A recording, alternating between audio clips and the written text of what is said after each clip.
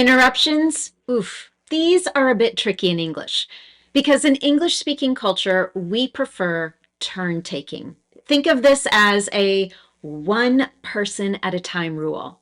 And when someone interrupts or breaks a speaker's flow, generally speaking, it's considered rude.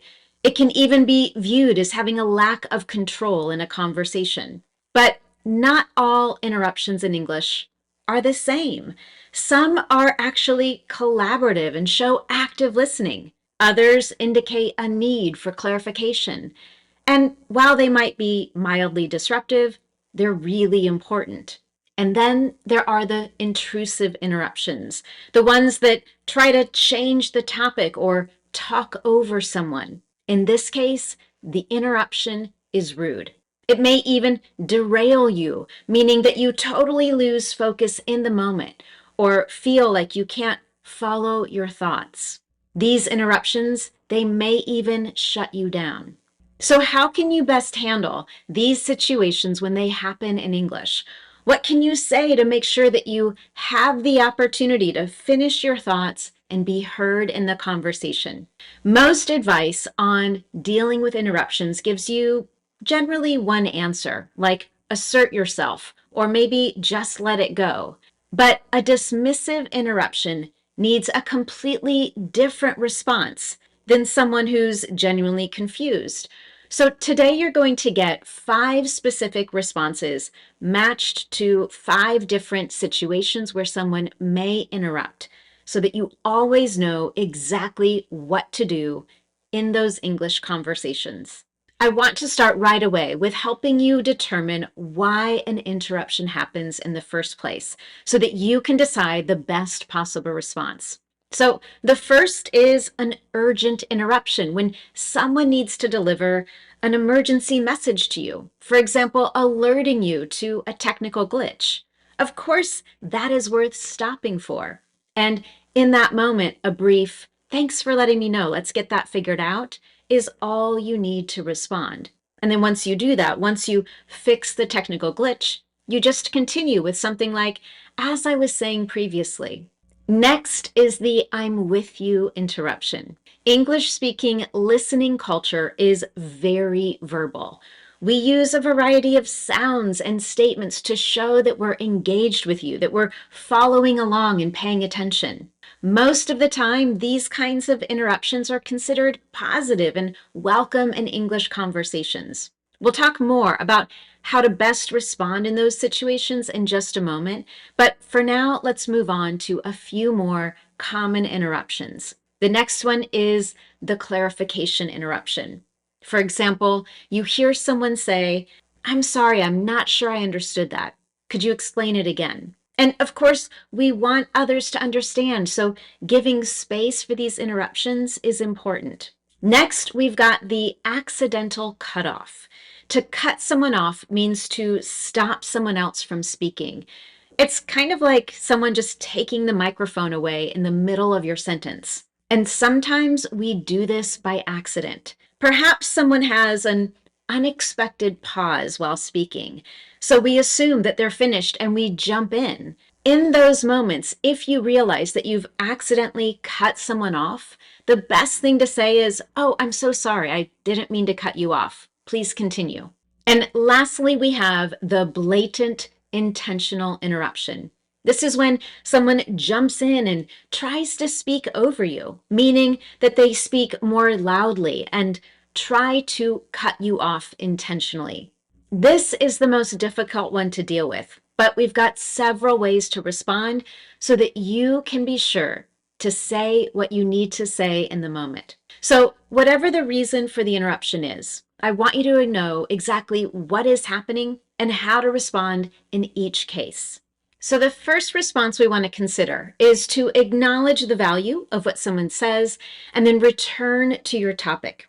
A moment ago, I mentioned that English-speaking culture values verbal listening. And what this means is you're often going to hear sounds and phrases such as, yeah, I see. That's right. Exactly, that's what I was thinking. These are all sounds of agreement. They're sounds that your audience is listening carefully. And assuming that these sounds or phrases are not too disruptive, we welcome them. From time to time, someone might start with a verbal agreement with something like, exactly, that's what I was thinking too. In fact, and then they might try to continue with their own story or experience. If someone does get into a lengthier form of agreement, they start telling their own story, this is a good moment to just be aware. You don't want to lose total control of the conversation or miss your chance to finish your thought. So in moments like this, you could certainly give someone a brief moment, and then when there's a pause, reclaim the conversation with something like, thanks for sharing. That's a great example of what I mean. And with that, I'd like to move on to the next step. Now, similar to that, some interruptions may include valuable insight, comments, or even questions. People might jump in to share a valuable idea or helpful suggestion. In those situations, you can gracefully acknowledge the value and then return to your own topic. So here are several phrases to help you maintain control. The first step is to acknowledge their idea. You can do that by saying, that's a great point. That's really interesting. I'm glad you brought that up. That's a good question. And that's worth thinking about. Once you've said one of those acknowledgement phrases, you can go on to step 2. Return to your point. Let me just finish my thought first. Or I want to come back to that in a moment. Give me just a second to finish what I was saying. Or I don't want to lose my train of thought. I'll come back to that right after this. So let's put those two things together to see how they sound. And there are quite a few combinations we can use here. For example, oh, that's a great point. Let me come back to that in just a moment, but I want to finish my thought first. Or I'd like to hear more about that. Give me just a moment to finish what I was saying. And here's one more. That's an interesting thought. Hold on to it for just a moment. Before I lose my train of thought, I want to finish what I was saying. In those examples, you heard a few variations of finish my thought, and you're going to hear a few more throughout this lesson today. That's intentional. These words are the clearest, most natural sign that you're not done speaking. Now, before we move on to our second way to respond, I want to talk about why this response works. In those moments when someone shows agreement or adds value to what you're saying, your response is showing respect to the other person's input without giving up your turn. This helps to keep the conversation collaborative and structured. This happens not just in professional situations, but social situations too. Imagine you're at dinner with friends telling a story about a trip that you just took. And while you're telling the story, someone jumps in to say, oh, that happened to me too. And they start sharing their version. You can smile, give them a moment, and then come back with something like, oh, I love that. That's actually exactly where this story was going. And then you continue with your own. And now the second response to interruptions is to clarify and continue. When an interruption is not meant to take over the conversation, but instead is seeking to get clarification due to confusion or missing information, it's important to pause and clarify. In those moments, you can start by thanking them for the opportunity to explain further. Then provide your clarification, confirm understanding, and move on. To do all of that, here are some great phrases to help. First, you can start with that acknowledgement. Thanks for that question. What I'm trying to say is, or good question. To explain that a bit more. Or I appreciate your question. Let me try to explain it another way. And finally, what I meant was. In each case, after you give your explanation, it's important to continue with an opportunity to make sure your clarification was understood. When I do that, I prefer to use open questions. It's really easy to simply say, does that make sense? Or did you understand? And someone might just nod their head, but you don't really know if they fully understood. So a better way to check understanding is to ask something like, just to be sure I explained clearly, could you tell me how you're seeing it now? Or could you run that back to me to make sure we're on the same page? And finally, how does that sound to you? Once you're certain of understanding, you can get back to your topic with something like, now that we're on the same page, I'd like to finish my thoughts on. Or, since we've cleared that up, let me get back to. So let's put this all together. I want you to imagine you're discussing a change to your app launch timeline, and a coworker interrupts to ask, wait, what do you mean? We're delaying? Why? And in response, you could clarify by saying, thank you, yes, perhaps I left out a critical piece of information. The latest updates to the platform have caused some bugs in the original coding, and the development team will need a few extra days to debug and test the app. Does that clear things up? Now, one more quick thing before we move on to response 3. When you need to give a clarification, keep it brief. The goal isn't to start over at the very beginning, but rather focus on removing the confusion and then getting back to your original point. Okay, response number 3 is to let it go. This is where we're moving into those situations where someone speaks over you, and you could certainly choose to let it go. This is the right approach if someone accidentally interrupts. For example, if you hear someone say, oh, I'm so sorry to cut you off, I thought you were finished, then in that moment you can respond with, no problem, I was just gathering my thoughts. I'll finish up here in a moment, and then I'd like to hear what you were going to say. But if an introduction wasn't accidental, you still have the option to let it go. Sometimes it's the right call. For example, if you want to reduce tension in an emotional conversation, or create space for others who have been waiting to speak, or simply because the interruption signals that someone else is genuinely uncomfortable with the topic of conversation. Letting go isn't necessarily a weakness. In many situations, it's the highest form of social confidence, choosing not to fight for your turn because you don't need to. But you can also consider response number 4, to keep talking. If the interruption is an intentional attempt to cut you off, change the topic, or dominate the conversation, the best response is to hold your turn and keep talking. For this, I recommend combining clear, assertive statements with a simple hand gesture and a smile. Let me explain. The hand gesture is a super quick, nonverbal signal to stop someone from interrupting. This can be the universal open palm signal to stop, or raising a single finger, indicating that you just need one more minute to finish. This just a moment gesture can be a bit more polite than the more commanding sign to stop. Once you've got your simple hand gesture in place, you can add on a statement such as, I'm just about finished, or let me finish this thought. One moment, I wasn't quite finished. And while you do it, I recommend that you smile while you're speaking. I know this sounds a bit strange, but here's what's important. What you say, the words you use, matter, but how you say it matters more. Even polite phrases can sound rude if your tone is sharp or impatient, or if your intonation sounds abrupt. And that can increase tension rather than reduce it. So the aim is to sound calm, steady, and in control, not defensive.